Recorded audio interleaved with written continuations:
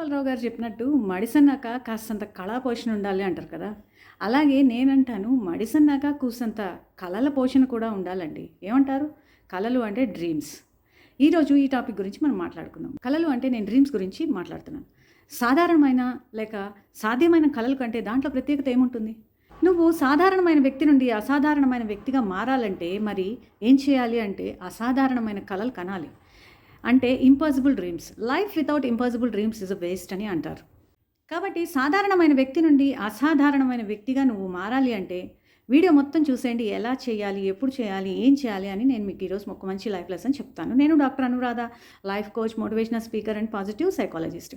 నా channel mark 3 minute motivation. 3 నిమిషాల్లో మీ జీవితం మారిపోవచ్చు. మీకు ఈ వీడియో కానీ నచ్చినట్లయితే ఒక లైక్ చేయండి. ఈ వీడియో ఎందరికో ఉపయోగపడేలా చేసిన వారు అవుతారు.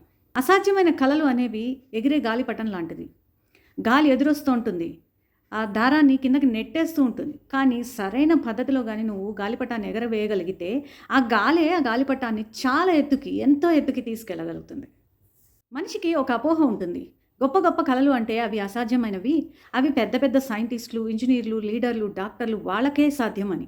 కానీ ఇక్కడ ఒక సత్యాన్ని మనం మర్చిపోతున్నాం. వాళ్ళంతా ఈ కళలు కనటానికి ముందు చాలా చాలా సాధారణ వ్యక్తులే అని. అలాంటి అసాధ్యమైన కళలు కనటం వల్లే, దాన్ని సాకారం చేసుకోవడం వల్లే వాళ్ళు అసాధ్యమైన వారయ్యారు. చాలా చాలా గొప్పవారయ్యారు. ఈ సత్యాన్ని మనం చాలా చాలా మర్చిపోతాం, విస్మరిస్తాం. నిజమే అండి. మీకు ఎగ్జాంపుల్ చెప్పాలి అంటే మనిషి ఆకాశంలోకి ఎగిరితే ఒక పక్షిలాగా ఎంత బాగుంటుందో, ఎంత బాగుంది ఈ కళ. నిజంగా ఆ రోజుల్లో అది అసాధ్యమైన కళే. కానీ ఆ కళని కేవలం సైకిల్ మెకానిక్స్ అయినటువంటి రైట్ బ్రదర్స్ కని దాన్ని సాకారం చేశారు. ఏరోప్లేన్ని కనిపెట్టారు. కాబట్టే వాళ్ళు చరిత్రలో నిలిచిపోయారు. ఎంతో అసాధారణమైన వ్యక్తులయ్యారు. 1000 సార్లు విఫలమైన తన అసాధారణమైన కళని వదలని నిజంగా ఒక సామాన్య వ్యక్తి, అతడే మనం ఈరోజు అందరూ కూడా వెలుతురులో జీవించడానికి కారణం. నమ్ముతారా? అతడే ఎడిసన్ బల్బుని కనిపెట్టిన చాలా చాలా సాధారణ వ్యక్తి. కానీ కనిపెట్టాక అతను అసాధారణమైన వ్యక్తి అయి చరిత్రలో నిలిచిపోయాడు. ఇలా చెప్పుకుంటూ పోవాలంటే నిజంగా ఎన్నో ఎగ్జాంపుల్స్ ఉన్నాయి. కళలు ఎలా ఉండాలి అనేది మనమే నిర్ణయించుకోవాలి.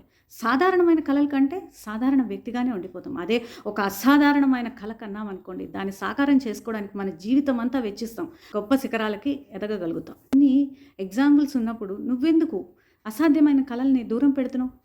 ఎందుకు ప్రయత్నించకూడదు? కాబట్టి గమనించండి, అసాధ్యమైన కళలు గొప్పవాళ్ళకే కాదు, అసాధ్యమైన కళలు కని వాటిని సాధించడం వల్లనే అసాధారణమైన వ్యక్తులుగా కానీ గొప్పవాళ్ళు కానీ మనం అవుతాం. కాబట్టి కళా పోషణతో పాటు కూసంత కళల పోషణతో బ్రతకండి ఈ రోజు నుండి.